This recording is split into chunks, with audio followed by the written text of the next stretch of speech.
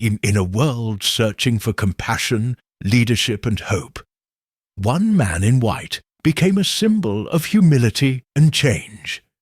This is the story of Pope Francis, the People's Pope.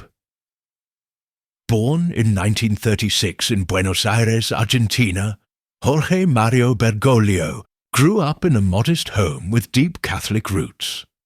Before becoming a priest, he studied chemistry and even worked as a nightclub bouncer. He chose a life of simplicity and service, becoming a Jesuit priest, known for their discipline, scholarship, and devotion to the poor. As Archbishop of Buenos Aires, Bergoglio rejected luxury. He lived in a small apartment, cooked his own meals, and rode public buses. His heart was always with the marginalized. In 2013, the world watched as white smoke rose above the Sistine Chapel. Cardinal Bergoglio became Pope Francis, the first Jesuit pope, the first from Latin America, and the first to choose the name of the saint of the poor, Francis, a pope for the people. He broke many traditional expectations of papal life, choosing simplicity over luxury, riding in modest cars, and living in a guest house rather than the apostolic palace. His style was pastoral, not political. Close to the people, far from pomp, champion of mercy and inclusion. His message was clear: less judgment, more compassion. The environmental Pope, in 2015, his groundbreaking encyclical Laudato Si called on humanity to confront climate change, not as a political issue, but as a moral one. He urged us to hear, as he put it, the cry of the earth and the cry of the poor. Voice for the voiceless. He spoke out for refugees, migrants, the poor, and victims of human trafficking.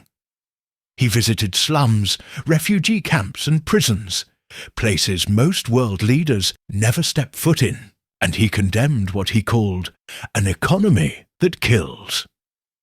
Bridge builder, Pope Francis reached beyond boundaries, fostering interfaith dialogue with Jews, Muslims, Buddhists, and even non-believers. His historic meeting with the Grand Imam of Al-Azhar and visits to Iraq and the Holy Land reflected a mission to unite where others divide. Reformer of a resistant church. He challenged the Vatican from within, pushing for financial transparency, addressing the Church's sexual abuse crisis, and encouraging decentralization to give local bishops more authority. His reforms were bold, but not without resistance. A legacy of humanity, even outside the Church, he was admired for his authenticity. His smile, his gestures, his warmth, they transcended religious boundaries. In an age of skepticism, Pope Francis redefined what it meant to be a spiritual leader. No.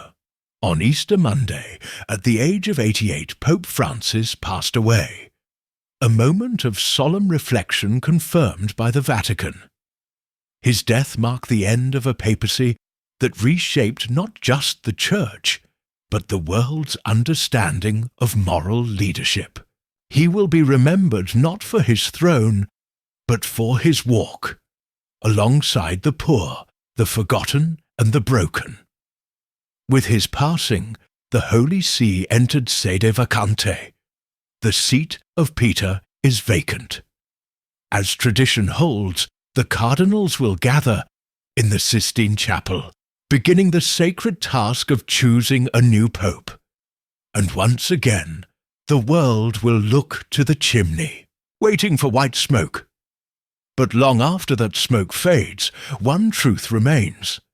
Pope Francis changed the Church not by commanding it from above, but by walking humbly among its people.